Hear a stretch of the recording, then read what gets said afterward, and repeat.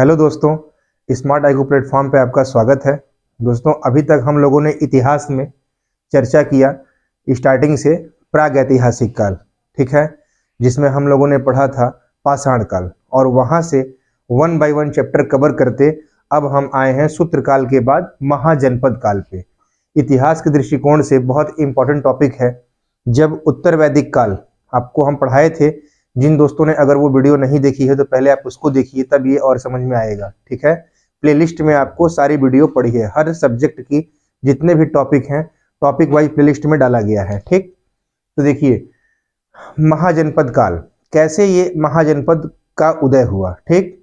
सबसे पहले ऋग वैदिक काल में उस समय क्या था, कबीलाई जीवन था। तो इन लोगों का धीरे धीरे जीवन स्तर अब सुधर रहा था और ये धीरे धीरे अपनी आर्थिक व्यवस्था को सुदृढ़ करते हुए बढ़ रहे थे विकास की तरफ। उत्तर वैदिक काल में क्रांतिकारी परिवर्तन हुआ जो ऋग वैदिक काल में नहीं था। क्या? उत्तर वैदिक काल में लोहे का आविष्कार हुआ और लोहे के आविष्कार से एक क्रांतिकारी परिवर्तन हुआ कृषि के क्षेत्र में। और जब कृषि भरपूर मात्रा में होने लगी तो फिर जाहिर सी बात है कि धन का आगम बढ़ेगा, आपकी इनकम बढ़ेगी, तो फिर आर्थिक स्थिति मजबूत होगी। और जब आर्थिक स्थिति मजबूत होगी तो आपका राजनीतिक जीवन अच्छा होगा, और जो राजनीतिक जीवन अच्छा होगा तो फिर सामाजिक जीवन अच्छा होगा, ठीक है। मैं आपको पढ़ाया भी था कैसे एक दूसरे से ये सब लिंक होती है। भाई, समाज में अगर आपके पास पैसा आ जाए तो फिर क्या होगा, अब आपका राजनीतिक जीवन विकास करेगा। जब राजनीति में आएंगे तो आपका समाज बेहतर होगा, और जब समाज बेहतर होने लगेगा, आप राजनीति में आ गए, धन है, तो फिर आप धर्म कर्म करेंगे, तो धार्मिक जीवन में भी बदलाव आता है, ठीक है। तो महाजनपद ऐसे ही उदित हुआ। आप देखिए स्टार्टिंग में पहले क्या था, कबीला, कबीला से क्या बना, जन, जन के बाद जनपद, और जनपद के बाद ही महाजनपदों का उदय हुआ, ठीक। लोहे के प्रचुर प्रयोग से अधिशेष उत्पन्न होने लगा। अधिशेष समझते हैं? अधिशेष का मतलब होता है, एक कृषि दो प्रकार की होती है, जीवन निर्वहन कृषि और एक होता है अधिशेष कृषि। जीवन निर्वहन कृषि का मतलब कि उतना ही अन्न उपजाते हैं जितने से अपना भरण पोषण हो सके। जैसे किसान ने कोई अन्न उपजाया खाने पीने के लिए पूरे एक साल के लिए अपने लिए, वो क्या है, जीवन निर्वहन कृषि है।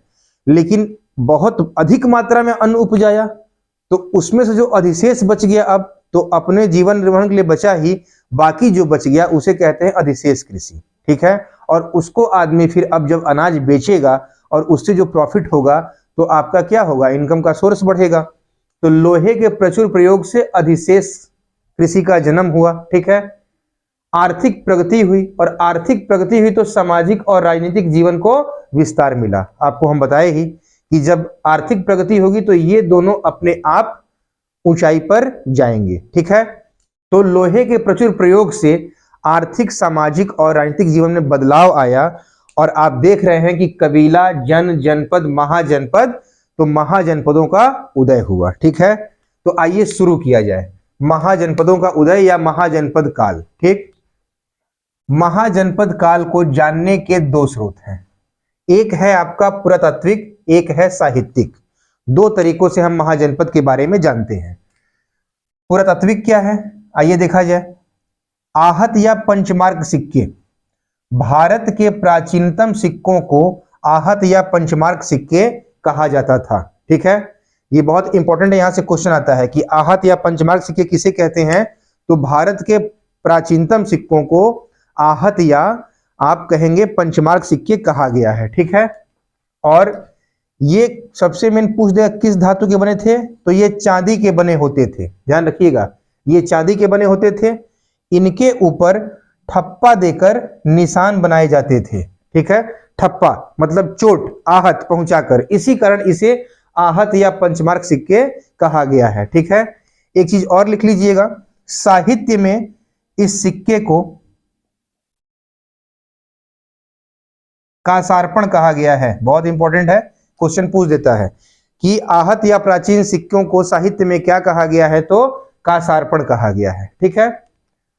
और इनके ऊपर जो ठप्पा देकर निशान बनाते थे, उसमें भी अगर आपसे क्वेश्चन पूछे वो निशान कौन कौन से होते थे, तो मछली के पेड़ के, मोर के, यज्ञ वेदी, हाथी, शंख, बैल, ज्यामिति वृत्त, उसमें वृत्त, चतुर्भुज और त्रिकोण और खरगोश, इतने चित्र होते थे, ठप्पा बना के उस पे ये निशान बनाए जाते थे। ठीक है, ये जो सिक्के हैं ये आपके 500 ईसा पूर्व से 200 ईसा पूर्व मतलब मौर्य काल के मध्य प्राप्त हुए हैं। अगर आपसे क्वेश्चन करे कि ये सिक्के कब से कब पाए गए, तो 500 ईसा पूर्व से 200 ईसा पूर्व तक, जब तक मौर्य काल, उसी के मध्य में सिक्के पाए गए हैं। ठीक, तो ये आपका पुरातात्विक स्रोत है महाजनपद काल को जानने का, सिक्कों के माध्यम से। ठीक है, अगला है साहित्यिक स्रोत। तो बौद्ध ग्रंथ अंगुत्तर निकाय और जैन ग्रंथ भगवती सूत्र में 16 महाजनपदों का उल्लेख किया गया है। ठीक है, कि 16 महाजनपद, बौद्ध ग्रंथ अंगुत्तर निकाय और जैन ग्रंथ भगवती सूत्र में 16 महाजनपदों का उल्लेख है। ठीक, इतना आप समझ गए। फिर आपसे क्वेश्चन करेगा कि महाजनपदों में 22 महाजनपदों का उल्लेख किस ग्रंथ में किया गया है। तो अभी तक तो आप 16 ही पढ़े हैं। तो जो पाणिनि है, जिन्होंने अष्टाध्यायी नामक पुस्तक लिखी थी, अष्टाध्यायी संस्कृत भाषा व्याकरण की प्रथम पुस्तक है। ये भी क्वेश्चन है एक, आपसे क्वेश्चन करेगा कि संस्कृत भाषा व्याकरण की पहली पुस्तक बताइए, तो क्या बताएंगे? अष्टाध्यायी। और किसने लिखा? पाणिनि ने। तो पाणिनि के अष्टाध्यायी में 22 महाजनपदों का उल्लेख किया गया है। यह भी एक क्वेश्चन है। बौद्ध ग्रंथ और जैन ग्रंथ 16 महाजनपद बताते हैं और पाणिनि का अष्टाध्यायी 22 महाजनपदों का उल्लेख करता है। ठीक है, फिर बौद्ध ग्रंथ महावस्तु, जिसमें इसमें भी 16 महाजनपदों का उल्लेख किया गया है। ठीक है, बौद्ध ग्रंथ जो महावस्तु है वो भी 16 महाजनपद, बौद्ध ग्रंथ अंगुत्तर निकाय वो भी 16 महाजनपद, जैन ग्रंथ भगवती सूत्र वो भी 16 महाजनपद। केवल 22 महाजनपदों का उल्लेख किसमें किया गया है? तो पाणिनि के अष्टाध्यायी में। ठीक है, इतना आप समझ गए। तो हम लोगों ने देखा पुरातात्विक और साहित्यिक स्रोत महाजनपद काल को जानने के। यहां से बहुत क्वेश्चन पूछते हैं, तो इसको आप समझ चुके होंगे, उम्मीद करता हूं। ठीक है, आगे देखिए। अब महाजनपद पे हम लोग अभी चर्चा किया जाएगा विस्तृत रूप में, जिसमें महाजनपद, उसकी राजधानी, उसका वर्तमान स्थिति और फिर उसके मुख्य बिंदु के बारे में। ठीक है, मतलब जितने भी उसके इंपॉर्टेंट फैक्ट थे उसके बारे में चर्चा किया जाएगा। अभी इसके आगे 1 बाय 1 सब पे पहले हम लोग 16 महाजनपदों से परिचित हो लिया जाए कि कौन महाजनपद कहां थे। ठीक है, तो देखिए, याद करने का ट्रिक विकसित किए रहिए। सबसे पहले मैं यहीं आपको लिख देता हूं, यूपी से 8 महाजनपद। ठीक है, बिहार से 3 महाजनपद। ठीक, फिर राजस्थान से 1 महाजनपद, मध्य प्रदेश से 1 महाजनपद, फिर साउथ इंडिया आंध्र प्रदेश से 1 महाजनपद। कितना हुआ? 8, 3, 11, 12, 13, 14 और भारत के बाहर 2 महाजनपद, 16 महाजनपद। तो आप ऐसे याद रखिए, पहले तो यूपी में 8, बिहार में 3, फिर राजस्थान में 1, मध्य प्रदेश में 1, दक्षिण भारत में 1 और फिर उसके बाद भारत के बाहर 2, तो 16 महाजनपद। ठीक है, तो देखिए वो 16 महाजनपद क्या क्या थे। तो पहले यूपी के जो 8 हैं उन पर चर्चा कर लिया जाए। तो यूपी के 8 महाजनपद क्या हैं? कुरु, पांचाल, फिर सूरसेन, मल्ल, कोसल, काशी, वत्स और चेदी। ये क्या है? यूपी के 8 महाजनपद हैं। ठीक, बिहार के 3, तो मगध, अंग और वज्जी, ये बिहार से 3। ठीक, राजस्थान से 1 मत्स्य, एमपी से 1 अवंती, साउथ इंडिया से 1 महाजनपद अस्मक, एकमात्र महाजनपद जो दक्षिण भारत में स्थित था अस्मक। ठीक है, और भारत के बाहर 2 महाजनपद कंबोज और गांधार। ठीक, तो ये आप 16 महाजनपद देख लिए। उत्तर प्रदेश से 8, बिहार से 3, राजस्थान से 1, मध्य प्रदेश से 1, दक्षिण भारत से 1 और भारत के बाहर 2, मतलब एक पाकिस्तान और एक अफगानिस्तान पाकिस्तान के बॉर्डर पे, तो कंबोज और गांधार। ठीक है, दोस्तों आप इसका स्क्रीनशॉट लीजिए, फिर हम आते हैं वन बाय वन सब पे चर्चा किया जाएगा, जो बताए वर्तमान स्थिति, मुख्य बिंदु, राजधानी, ये सारी चीजें। ठीक है, आप स्क्रीनशॉट लीजिए, फिर हम आगे बढ़ते हैं। आइए फ्रेंड्स, अब आगे बढ़ा जाए। आप लोगों ने स्क्रीनशॉट ले लिया। 16 महाजनपद के बारे में सबसे पहले चर्चा किया जाएगा उत्तर प्रदेश, जो बताया ना आपको, यूपी से 8 महाजनपद। ठीक है, तो पहले यूपी को देखा जाएगा, फिर बिहार, राजस्थान, मध्य प्रदेश, साउथ इंडिया, और फिर उसके बाद भारत के बाहर 2। तो आइए यूपी से चर्चा किया जाए। 16 महाजनपदों में जो उत्तर प्रदेश से 8 महाजनपद थे उनके बारे में। ठीक है, सबसे पहला महाजनपद है काशी। ठीक है दोस्तों, इसकी राजधानी वाराणसी थी। क्वेश्चन देखिए, यहीं से आता है महाजनपदों से। महाजनपद की राजधानी पूछेगा, या तो आपसे ऐसे क्वेश्चन कर सकते हैं कि एक तरफ राजधानी एक तरफ महाजनपद, 4-4 मैच कराइए। क्वेश्चन तो कई तरीके से पूछते हैं, या तो स्पेशली पूछ लिया, या तो ऐसे पूछेगा कि काशी महाजनपद वर्तमान में कहाँ है, या इनके मुख्य बिंदु से क्वेश्चन पूछ लेगा। ठीक है, तो महाजनपद काशी, इसकी राजधानी वाराणसी। ठीक है, वाराणसी। इसकी वर्तमान स्थिति क्या है, तो जो आधुनिक बनारस है, आधुनिक बनारस का क्षेत्र, वही आपका काशी महाजनपद था। ठीक है, इसके मुख्य बिंदु क्या हैं दोस्तों, तो मगध के उत्कर्ष से पूर्व काशी सर्वाधिक शक्तिशाली महाजनपद था। अगर मगध की बात की जाए तो मगध के उत्कर्ष से पहले जो काशी था वो सबसे अधिक शक्तिशाली महाजनपद था। ठीक है, काशी के अधीन ही कोसल और अंग 2 महाजनपद थे। तो आप समझ सकते हैं कि कोसल और अंग जैसे महाजनपद काशी के अधीन थे, तो काशी कितना सर्वाधिक शक्तिशाली रहा होगा। ठीक है, तो मगध के उत्कर्ष से पहले अगर आपसे पूछेगा कि कौन सा महाजनपद सबसे अधिक शक्तिशाली था, तो एक आंसर हो गया काशी। ठीक है, फिर क्वेश्चन कर सकता है कि किस वेद में सबसे पहले किस महाजनपद का उल्लेख है, तो अथर्ववेद में सर्वप्रथम काशी का उल्लेख मिलता है। ठीक है, अथर्ववेद में, वेद 4 वेद हैं, उसमें जो अथर्ववेद है सबसे बाद का वेद, उसमें सर्वप्रथम काशी का उल्लेख मिलता है। यह एक समृद्धशाली नगर था। ठीक है, सूती एवं रेशमी वस्त्रों तथा घोड़ों के व्यापार एवं संगीत ज्ञान के लिए प्रसिद्ध था। यहाँ सूती वस्त्र लगे हुए थे, उद्योग था तो व्यापार भी होता था। ठीक है, जाहिर सी बात है दोस्तों, जहां उद्योग होगा वहां व्यापार होगा। तो सूती वस्त्र उद्योग था, रेशमी वस्त्र उद्योग था, और घोड़ों का व्यापार भी होता था। ठीक है, और संगीत ज्ञान के लिए भी काशी बहुत प्रसिद्ध था। और सबसे इंपॉर्टेंट बात, जो 23वें जैन तीर्थंकर हैं उनका क्या नाम है, पार्श्वनाथ। ठीक है, महावीर स्वामी के जस्ट पहले वाले 23वें तीर्थंकर, महावीर स्वामी 24वें तीर्थंकर थे। जैन धर्म के 23वें तीर्थंकर पार्श्वनाथ के जो पिता थे अश्वसेन, वो काशी के ही राजा थे। तो ये आपसे क्वेश्चन पूछ देता है, किस जैन तीर्थंकर के पिता अश्वसेन काशी के राजा थे, तो आप बताएंगे कि 23वें जैन तीर्थंकर पार्श्वनाथ के पिता जो अश्वसेन थे वो काशी के ही राजा थे। ठीक है, तो यहां से आप देख लिए, ये महाजनपद काशी पहला। दूसरा महाजनपद है हमारा कोसल।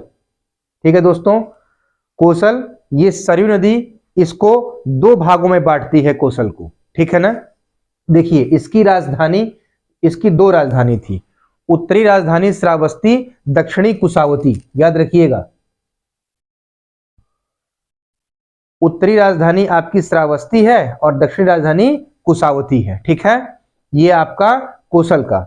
और वर्तमान स्थिति अगर बात किया जाए तो आधुनिक अवध का क्षेत्र, मतलब फैजाबाद उत्तर प्रदेश, जो आधुनिक अवध है वही आपका कोसल महाजनपद था। और कोसल की 2 राजधानी, उत्तरी श्रावस्ती, दक्षिणी कुशावती। श्रावस्ती में ही आपको पता है कि सबसे अधिक महात्मा बुद्ध ने अपना उपदेश कहाँ दिया था, तो कोसल देश की राजधानी श्रावस्ती में ही दिया था। ठीक है, ये भी आप एक क्वेश्चन बना सकते हैं, और ये क्वेश्चन इंपॉर्टेंट है, पूछा भी है। ठीक, तो आप याद कर लीजिए, कोसल की 2 राजधानी, उत्तरी श्रावस्ती, दक्षिणी कुशावती। आधुनिक अवध का क्षेत्र उत्तर प्रदेश में है। मुख्य बिंदु, ऐतिहासिक महत्व इसका इसलिए है कि यह भी एक विशाल महाजनपद था। ठीक है दोस्तों, जो कोसल था वह एक विशाल महाजनपद था। और इसी के अंतर्गत महत्वपूर्ण नगर अयोध्या भी आता था।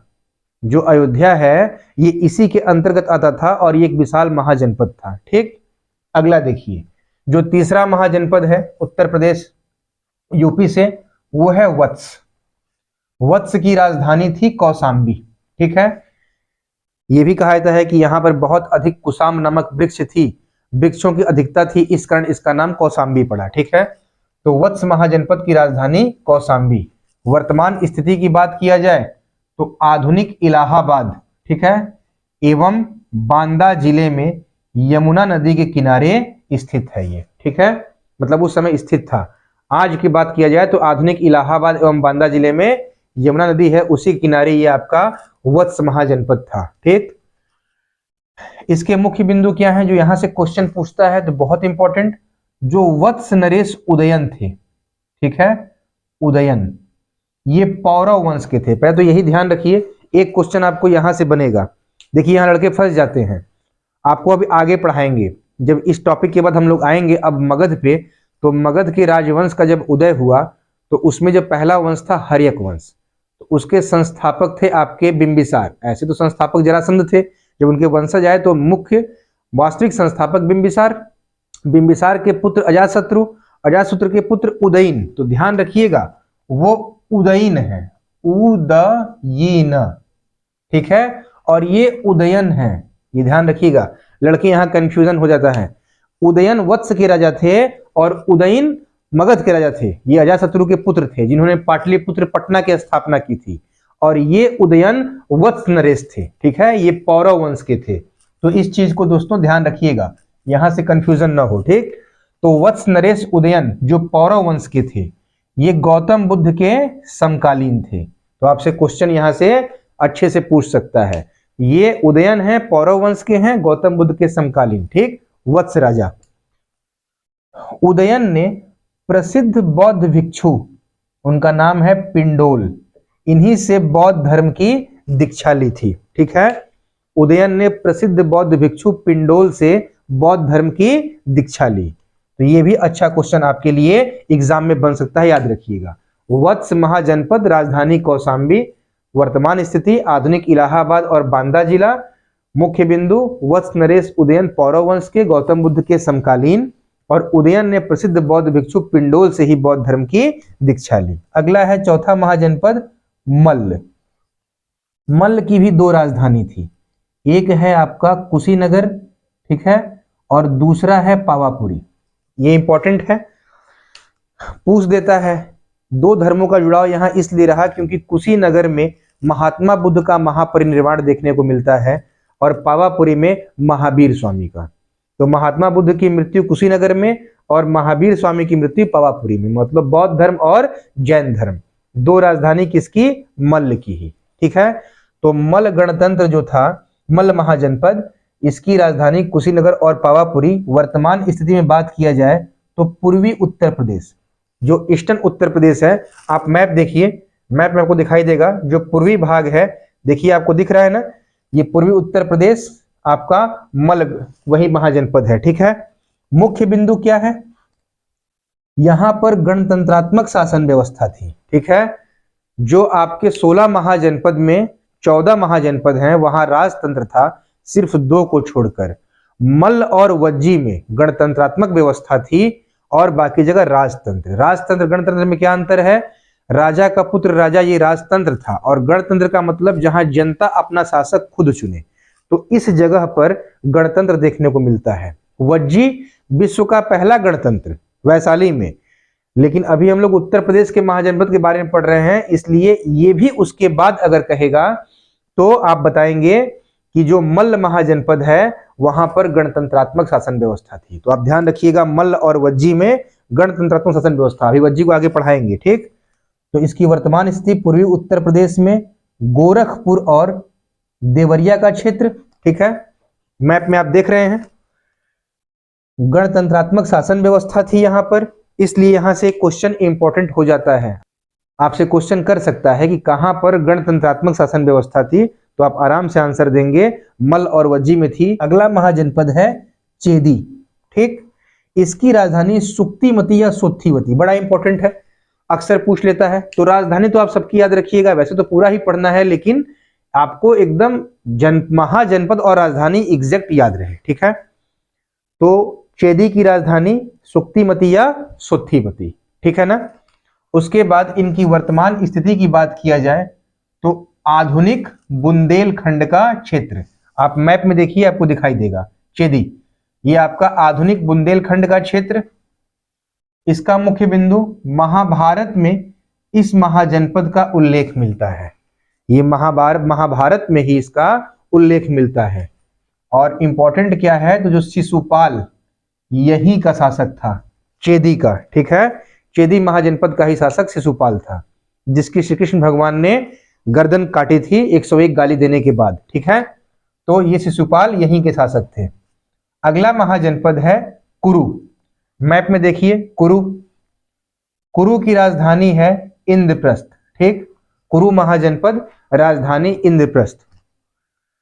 वर्तमान स्थिति दिल्ली मेरठ हरियाणा, ठीक है ना। आप मैप में देखिए दिल्ली मेरठ हरियाणा का क्षेत्र में कुरु महाजनपद। मुख्य बिंदु क्या, महाभारत काल का एक प्रसिद्ध राज्य था कुरु, ठीक है। और यह बुद्धि एवं बल के लिए प्रसिद्ध था। और जो महाभारत कालीन हस्तिनापुर नगर है, ये भी इसी राज्य में ही स्थित था, ठीक है। कुरु में हस्तिनापुर, आपसे पूछ सकता है कि हस्तिनापुर किस महाजनपद के अंतर्गत आता है, तो आप बताएंगे कि ये जो प्रसिद्ध नगर है कुरु महाजनपद नगर के ही राज्य में स्थित था, ठीक है। अगला है महाजनपद सूरसेन, मैप में देखिए आपको दिखाई देगा सूरसेन दिख रहा है। ये सूरसेन जो है इसकी राजधानी मथुरा, और ये आधुनिक मथुरा का ही क्षेत्र, ठीक है ना। तो सूरसेन महाजनपद, इसकी राजधानी मथुरा और आधुनिक मथुरा का क्षेत्र, वर्तमान स्थिति। और मुख्य बिंदु क्या, तो यहाँ का शासक अवंती पुत्र जो था वो महात्मा बुद्ध का अनुयायी था। तो आपसे पूछ सकता है किस महाजनपद के शासक अवंती पुत्र महात्मा बुद्ध के अनुयायी थे, तो आपके मुंह पे आंसर रहे सूरसेन महाजनपद के जो शासक थे अवंती पुत्र, ये महात्मा बुद्ध के अनुयायी थे, ठीक है। प्राचीन यूनानी लेखक सूरसेन राज्य को सूरसेनोई कहते हैं, ठीक है। और इसकी राजधानी को मेथोरा कहते हैं। तो आपसे इंडिकेट कर सकता है पूछ के कि मेथोरा जो है वो किस महाजनपद की राजधानी को ये वर्ड इंगित करता है, ये शब्द इंगित करता है। तो आपको 4 ऑप्शन दिखाई देंगे। तो मेथोरा मतलब मथुरा, और सूरसेनोई का मतलब सूरसेन, ठीक है। ये प्राचीन यूनानी लेखक कहते थे। और ये भी ध्यान रखिए श्री कृष्ण यहीं के राजा थे, जो श्री कृष्ण भगवान हैं मथुरा के ही राजा थे, ठीक है। तो आप इतनी बात समझ गए। अब हम लोग जो बचे महाजनपद हैं इसके आगे देखते हैं। आप स्क्रीनशॉट लीजिए, फिर हम आगे बढ़ते हैं, ठीक है।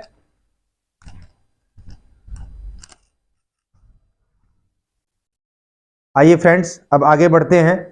अभी हम लोगों ने उत्तर प्रदेश के 7 महाजनपदों को देखा, ठीक है। अब उत्तर प्रदेश से जो 8वां महाजनपद था वो है पांचाल, ठीक है। पांचाल महाजनपद की 2 राजधानी, उत्तरी राजधानी अहिच्छत्र और दक्षिणी राजधानी आपका कामपिल्य, ठीक है। तो याद रखिएगा उत्तरी अहिच्छत्र, दक्षिणी कामपिल्य। अगर वर्तमान स्थिति की बात की जाए प्रेजेंट टाइम में, पांचाल महाजनपद कहां पे था, तो आधुनिक रुहेलखंड का क्षेत्र, जिसके अंतर्गत 3 जिले आते हैं, बरेली, बदायूं और फर्रुखाबाद, ठीक। तो आप याद रखिएगा पांचाल महाजनपद का आधुनिक जो वर्तमान स्थिति है, तो आधुनिक रुहेलखंड का क्षेत्र जिसमें बरेली, बदायूं और फर्रुखाबाद जिले शामिल हैं, ठीक है। एक क्वेश्चन पीसीएस में भी पूछ चुका है इसी से कि रुहेलखंड के क्षेत्र के अंतर्गत कितने जिले आते हैं, तो आपको 3-3 पेयर देगा जिलों का। तो याद रखिएगा बरेली, बदायूं, फर्रुखाबाद जिलों को ही मिला के बोलते हैं रुहेलखंड का क्षेत्र। तो पांचाल महाजनपद की आप वर्तमान स्थिति देखिए। मुख्य बिंदु क्या है, ब्रह्मदत्त पांचाल का एक शक्तिशाली शासक था। आपसे पूछ सकता है कि महाजनपदों में से ब्रह्मदत्त कहां के शासक थे, किस महाजनपद के, तो आप बताएंगे ब्रह्मदत्त पांचाल महाजनपद का एक शक्तिशाली शासक था। अब देखिए जो पांचाल महाजनपद था, तो प्रसिद्ध नगर जो कन्नौज है इसी राज्य मतलब महाजनपद में स्थित था। यहां से दोस्तों बहुत अच्छा क्वेश्चन आता है, सिविल में कई बार यहां से क्वेश्चन पूछा है, पीसीएस में बहुत इंपॉर्टेंट जो यहां से क्वेश्चन बनता है। देखिए प्रसिद्ध नगर जो कन्नौज है वो पांचाल के अंतर्गत मतलब इसी राज्य में स्थित, कन्नौज शहर का जो नाम है वो संस्कृत के कान्य कुब्ज शब्द से लिया गया है, इसी से बना है। कन्नौज शहर का जो नाम कन्नौज है वो संस्कृत के कान्य कुब्ज शब्द से बना हुआ है।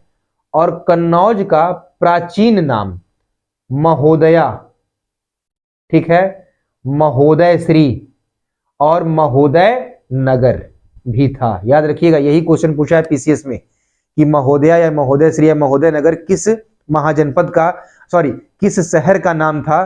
तो आप बताएं किस नगर का नाम था, तो आप बताएंगे कन्नौज का प्राचीन नाम महोदया, महोदय श्री और महोदय नगर, ठीक है। और ये कब के समय की बात है, तो हर्षवर्धन के समय की, ठीक है। अगला महाजनपद है अंग। अब हम लोग शुरू कर रहे हैं बिहार महाजनपद। अभी तक उत्तर प्रदेश के 8 देखे, बताए थे आपको, बिहार से 3, तो इस बिहार में आ जाएगा अंग महाजनपद। इसकी राजधानी चंपा और इसका प्राचीन नाम मालिनी। तो आपसे एग्जाम में चंपा ना देके मालिनी भी दे सकता है, तो आप ध्यान रखिएगा, अंग की राजधानी चंपा, प्राचीन नाम मालिनी, ठीक है।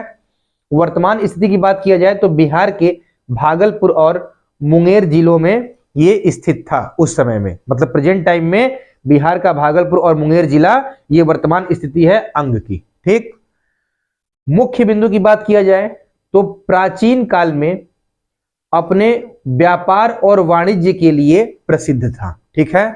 जो आपका अंग महाजनपद है ये प्राचीन काल में व्यापार और वाणिज्य के लिए प्रसिद्ध था, इसीलिए इसे बौद्ध साहित्य में वाणिज्यम कहा गया है, ठीक है। तो आपसे पूछ सकता है ऐसे इंडिकेट करके भी कि वाणिज्यम किस महाजनपद से आपको संबंधित पूछेगा, तो आप बताएंगे अंग महाजनपद, क्योंकि प्राचीन काल में अपने व्यापार वाणिज्य के लिए प्रसिद्ध था, इसी कारण इसे बौद्ध साहित्य में वाणिज्यम कहा गया है, ठीक है। अंग महाजनपद का प्राचीनतम उल्लेख अथर्ववेद में मिलता है। अगर बात करें कि अंग महाजनपद का प्राचीनतम उल्लेख किस वेद में शामिल, किस वेद में है, तो अथर्ववेद में, ठीक है। इसका उल्लेख कहां है, और सबसे बड़ी बात, यह सबसे पूर्वी महाजनपद था। याद रखिएगा, पूरे महाजनपदों में अगर बात किया जाए तो सबसे पूर्वी महाजनपद अंग महाजनपद था। आप मैप में देख लीजिए, ठीक है। तो सबसे पूर्वी महाजनपद अंग महाजनपद। अब आइए अगला बिहार से जो है वो है मगध, ठीक। मगध की राजधानी गिरिब्रज राजगीर। मगध बहुत सर्वाधिक शक्तिशाली महाजनपद था, ठीक है। 16 महाजनपद में शक्तिशाली पावरफुल तो मगध, ठीक है। मगध की राजधानी गिरिब्रज, इसी को बोलते हैं राजगीर। आप ध्यान दिए होंगे, सबसे पहली बौद्ध सभा, अगर आपसे पूछे, आगे हम पढ़ाएंगे लेकिन यहां से क्वेश्चन बनता है तो आपको हम बता देते हैं, प्रथम बौद्ध सभा का आयोजन कहां किया गया था, तो यही राजगीर गिरिब्रज राजगृह सप्तपर्णी गुफा में, बिहार के, ठीक है। तो मगध की राजधानी गिरिब्रज राजगीर, वर्तमान स्थिति आधुनिक पटना और गया का क्षेत्र, ठीक है। जो आधुनिक पटना और गया है वही आपका मगध महाजनपद था, ठीक ना। ये मुख्य बिंदु इसका क्या है, बताया आपको, सर्वाधिक शक्तिशाली महाजनपद, ठीक है। मगध की स्थापना किसने की थी, तो बृहद्रथ ने की थी, और उसके बाद यहां का शासक कौन बना, जरासंध बना। फिर तो हम लोग मगध राज्य के उत्कर्ष के बारे में पढ़ेंगे ही कि यहां पर फिर हर्यक वंश स्थापित हुआ, ठीक है। तो मगध की स्थापना बृहद्रथ ने, और उसके बाद शासक यहां का जरासंध बना, ठीक है। यहाँ के निवासी, देखिए यहाँ पे लिखा हूं, यहाँ के निवासियों को व्रात्य कहा गया है। ये भी बड़ा इंपॉर्टेंट क्वेश्चन है, अगर आपसे पूछे किस महाजनपद के निवासियों को व्रात्य कहा गया है, तो आप बताएंगे मगध के निवासियों को व्रात्य कहा गया है, ठीक है। अगला महाजनपद है वज्जी, ठीक। बिहार से जो 3 महाजनपद थे, तो ये लास्ट वज्जी। वज्जी की राजधानी विदेह, मिथिला, वैशाली, आप जो कह लीजिए, ठीक है। विदेह भी थी, मिथिला भी थी, वैशाली भी थी, वज्जी की राजधानी, ठीक। वर्तमान स्थिति की बात किया जाए तो बिहार और नेपाल के बीच जो जनकपुर जिला है वहीं पर आपका वज्जी स्थित था, ठीक है। मुख्य बिंदु क्या है, वज्जी 8 गणराज्यों का संघ था। इसमें वज्जी के अलावा वैशाली के लिच्छवी, मिथिला के विदेह और कुंड ग्राम के ज्ञानत्रिक प्रसिद्ध थे। आप पढ़े होंगे, महावीर स्वामी के पिता जो सिद्धार्थ थे वो कुंडग्राम के ज्ञानत्रिक के ही सरदार थे, राजा थे। ठीक है, तो अब आगे आपको पढ़ाएंगे हम जैन धर्म में। तो वज्जी 8 गणराज्यों का संघ, और इसमें वज्जी के अलावा जो 3 प्रमुख थे वो वैशाली, यहाँ के लिच्छवी शासक, मिथिला के विदेह और कुंडग्राम के ज्ञानत्रिक, ये प्रसिद्ध थे। ठीक है, और सबसे बड़ी बात जो आपको बताए थे ना कि मल्ल और वज्जी में गणतंत्र, बाकी जगह राजतंत्र, तो देखिए यहाँ विश्व का प्रथम गणतंत्र देखने को मिलता है, इसमें सबसे प्रसिद्ध लिच्छवी था। ठीक है, तो आप यहां से क्वेश्चन अच्छे से कर पाएंगे। जब आपसे पूछेगा विश्व का सबसे प्राचीनतम गणतंत्र या प्रथम गणतंत्र, तो आप बताएंगे वज्जी। अगर ऑप्शन में वैशाली दिया तो वैशाली, लिच्छवी दिया तो लिच्छवी। आप ऑप्शन पे डिपेंड रखिएगा कि इन्हीं में घूमेगा, वज्जी की राजधानियां और या तो वज्जी। ठीक है, तो आप उसी अनुसार आंसर देंगे। तो विश्व का प्रथम गणतंत्र भी यहां देखने को मिलता है, वज्जी में। ठीक है, आइए अगला महाजनपद है, ये हमारा राजस्थान से है। राजस्थान से एक मत्स्य महाजनपद, इसकी राजधानी विराटनगर। ठीक है, राजधानी क्या है? विराटनगर। विराटनगर नाम क्यों था? यहां के शासक विराट के नाम पर नाम पड़ा था विराटनगर। वर्तमान स्थिति की बात किया जाए तो जो आधुनिक जयपुर और भरतपुर है, ठीक है, जो प्रेजेंट टाइम में जयपुर और भरतपुर जिला है राजस्थान में, वही आपका मत्स्य महाजनपद था। क्या है मुख्य बिंदु इनके? महाभारत काल में पांडवों ने यहां अपना अज्ञातवास का समय बिताया था। बड़ा इंपॉर्टेंट है, आपसे पूछ सकता है कि किस महाजनपद में महाभारत काल में पांडवों ने अपना अज्ञातवास का समय बिताया था, तो कौन सा था? यही था मत्स्य महाजनपद। ठीक है, अगला है आपका महाजनपद अवंती। मध्य प्रदेश से भी एक महाजनपद बताए थे आपको। ठीक है, इस तरह अगर संख्या में काउंट किया जाए तो 13वां।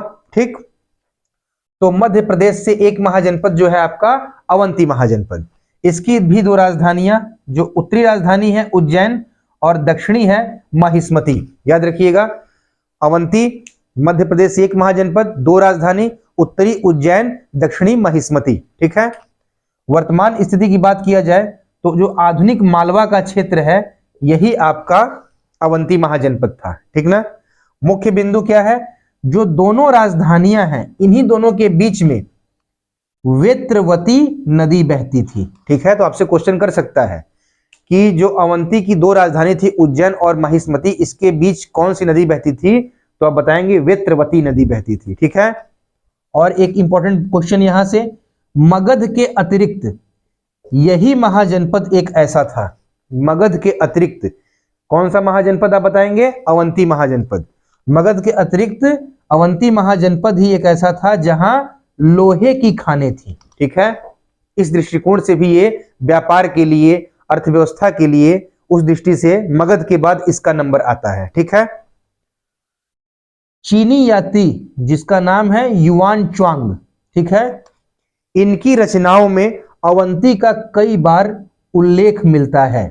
जो चीनी यात्री युआन च्वांग थे, इनकी रचनाओं में अवंती का कई बार उल्लेख मिलता है। तो आपसे क्वेश्चन ये भी अच्छा बन सकता है, कर सकता है कि जो चीनी यात्री युआन च्वांग थे उसमें उनकी रचनाओं में किस महाजनपद का उल्लेख किया गया है कई बार या बार बार? तो अवंती।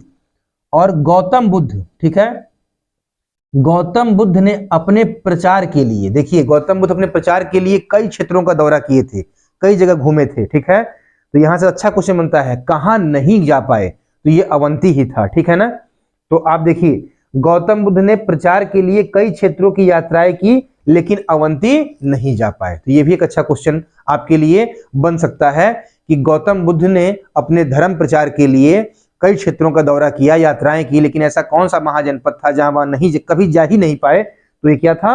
अवंती नहीं जा पाए थे। ठीक है, आइए दोस्तों, ये हम लोगों का 13 महाजनपद हो गया है। अब कितना बचा है? बस 14, 15, 16, 3 महाजनपद। इसका स्क्रीनशॉट लीजिए, फिर हम आगे बढ़ते हैं। ठीक है,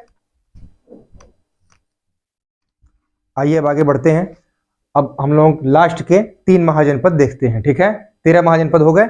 अब है आपका 14वां महाजनपद, ये है अस्सक। ठीक है, साउथ इंडिया से एक महाजनपद। ठीक, जैसे राजस्थान से एक महाजनपद, मध्य प्रदेश से एक महाजनपद, वैसे ही आपका साउथ इंडिया से एक महाजनपद जिसको हम कहते हैं अस्मक या इसी को बोलते हैं अस्सक, ठीक है। इसकी राजधानी पोटली या पोतन, बहुत इंपॉर्टेंट है। आपसे मैं कहा ही था कि महाजनपद और उसकी राजधानी तो एकदम अच्छे से याद रखिएगा, क्योंकि यहां से क्वेश्चन अक्सर आते रहते हैं, ठीक है। तो अस्मक अस्सक, इसकी राजधानी पोटली या पोतन या पोटन, ठीक है। वर्तमान स्थिति की बात किया जाए तो यह आंध्र प्रदेश में गोदावरी नदी के तट पर स्थित था उस समय में, ठीक है, अस्मक महाजनपद। और मुख्य बिंदु क्या है इसका, तो बहुत इंपॉर्टेंट है, एकमात्र महाजनपद, ठीक है दोस्तों, एकमात्र महाजनपद जो विंध्य पर्वत के दक्षिण में स्थित था, ठीक है। अगर बात की जाए अभी तो आधुनिक महाराष्ट्र, ठीक है। तो आपसे क्वेश्चन पूछ सकता है कि ऐसा एकमात्र महाजनपद जो विंध्य पर्वत के दक्षिण में स्थित था, तो बताएंगे अस्मक महाजनपद। और इसीलिए यहां से भी क्वेश्चन बनता है एक लाइन, महाजनपदों में केवल यही दक्षिण भारत में स्थित था, ठीक है। आप मैप को देखिए, दिखाई दे रहा है दक्षिण भारत में एकदम लास्ट में सबसे नीचे, तो महाजनपदों में केवल यही दक्षिण भारत में स्थित था। तो ये हमारा हो गया आपका अस्मक महाजनपद, राजधानी पोटली या पोतन, आंध्र प्रदेश में गोदावरी नदी के तट पर, एकमात्र महाजनपद जो विंध्य पर्वत के दक्षिण में, और एकमात्र महाजनपद जो दक्षिण भारत में, ठीक है। अगला महाजनपद है 15वां गांधार, जो बताया ना भारत के बाहर दो महाजनपद थे, गांधार और कंबोज। तो गांधार पाकिस्तान, गांधार की राजधानी तक्षशिला, ठीक है। वर्तमान स्थिति की बात की जाए तो रावलपिंडी और पेशावर के क्षेत्र में, मतलब पाकिस्तान, ठीक है ना। तो गांधार महाजनपद, इसकी राजधानी तक्षशिला, वर्तमान लोकेशन रावलपिंडी और पेशावर के क्षेत्र में। मुख्य बिंदु क्या है, तक्षशिला जो था ये प्राचीन काल में विद्या एवं व्यापार का प्रसिद्ध केंद्र था। तक्षशिला विद्या और व्यापार के लिए जाना ही जाता था, प्रसिद्ध था। आप जानते हैं कि कौटिल्य, चाणक्य, विष्णुगुप्त तक्षशिला विश्वविद्यालय के ही प्राचार्य थे, ठीक है। तो तक्षशिला प्राचीन काल में विद्या एवं व्यापार का प्रसिद्ध केंद्र था। और एक पॉइंट और इंपॉर्टेंट है तक्षशिला के लिए, कहा जाता है कि रामायण के अनुसार, ठीक है, रामायण के अनुसार इस नगर की स्थापना भरत के पुत्र तक्ष ने की थी, इसलिए नाम है तक्षशिला इसकी राजधानी, ठीक है। तो रामायण के अनुसार इस नगर की स्थापना भरत के पुत्र तक्ष ने की थी। ये हमारा हो गया गांधार महाजनपद। अगला है आपका कंबोज महाजनपद, अफगानिस्तान और पाकिस्तान की बॉर्डर पे कंबोज महाजनपद, राजधानी इसकी राजपुर अथवा हाटक, ठीक है। कंबोज की राजधानी राजपुर अथवा हाटक। आप मैप में देखिए दोनों महाजनपदों को, देखिए दिखाई दे रहा है गांधार, और गांधार के नीचे, गांधार के ऊपर कंबोज, पहले कंबोज है फिर गांधार है, ठीक है। तो कंबोज, इसकी राजधानी राजपुर और हाटक, वर्तमान स्थिति राजौरी और हजारा जिले, ठीक है। ये इसका वर्तमान लोकेशन है, वही कंबोज था। मुख्य बिंदु क्या है, प्राचीन समय में जो कंबोज था महाजनपद, ये अपने श्रेष्ठ घोड़ों के लिए विख्यात था। आपसे पूछ सकता है ऐसा कौन सा महाजनपद था जो अपने श्रेष्ठ घोड़ों के लिए विख्यात था, तो आप बताएंगे कंबोज महाजनपद अपने श्रेष्ठ घोड़ों के लिए विख्यात था, ठीक है। और कौटिल्य ने, यही चाणक्य ने क्या कहा है कंबोजों को, तो वार्ता शस्त्रोपजीवी संघ। देखिए आपसे क्वेश्चन यहां से पूछेगा कि कौटिल्य ने कंबोज महाजनपद के निवासियों को क्या कहा, तो वार्ता शस्त्रोपजीवी संघ, एक ये क्वेश्चन। और आपसे ये भी पूछ सकता है कंबोजों को वार्ता शस्त्रोपजीवी संघ किसने कहा, तो कौटिल्य ने। और इसका अर्थ क्या होता है, अर्थात कृषि, पशुपालन, वाणिज्य तथा शस्त्र द्वारा जीविका चलाने वाला, ठीक है। तो कौटिल्य ने कंबोजों को वार्ता शस्त्रोपजीवी संघ अर्थात कृषि, पशुपालन, वाणिज्य तथा शस्त्र द्वारा जीविका चलाने वाला कहा है, ठीक है दोस्तों। तो आज हम लोगों का 16 महाजनपद कंप्लीट हुआ। बहुत इंपॉर्टेंट टॉपिक है, इसको आप मन से पढ़िएगा। इतिहास में यहाँ से बहुत अच्छे से क्वेश्चन आते हैं। बताया आपको, एक तरफ 4 राजधानी 4 महाजनपद मैच कराइए, और या तो एग्जैक्ट सीधे सीधे पूछ देगा इस महाजनपद की राजधानी क्या थी, और या तो इसके मुख्य बिंदु से, वर्तमान स्थिति से पूछ देगा क्वेश्चन कि किस महाजनपद में क्या बातें थी। तो ये हर दृष्टिकोण से बहुत इंपॉर्टेंट टॉपिक है, इसको आप लोग मन से पढ़िए। और आप लोगों को वीडियो कैसी लग रही है ये आप कमेंट बॉक्स में जरूर लिखा करिए दोस्तों, जिससे हम लोगों को पता चले कि आप कैसा पढ़ रहे हैं। और सबसे बड़ी बात कि अगर कोई क्वेश्चन आपको नहीं समझ में आ रहा है तो आप कमेंट बॉक्स में लिख के वहां पूछ सकते हैं, जिसको आगे वीडियो में क्लियर कर दिया जाएगा, ठीक है। आप इसका स्क्रीनशॉट लीजिए, फिर जल्द ही हम मिलते हैं अपने नेक्स्ट वीडियो में। Thank you so much.